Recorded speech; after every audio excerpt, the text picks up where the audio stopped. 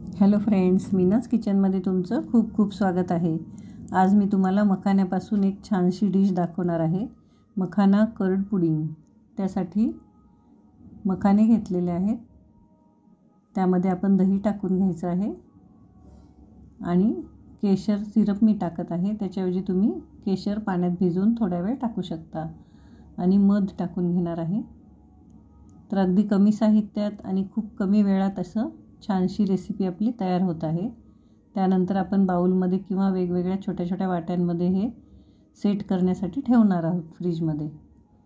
फ्रीजमधून एक अर्ध्या तासातच छानसं सेट झालेलं आहे। तर हे तयार आहे थंडगार मखाना कर्ड पुडिंग। हे उपवासासाठी सुद्धा चालतं आणि एरवी खाण्यासाठी सुद्धा खूप छान आहे।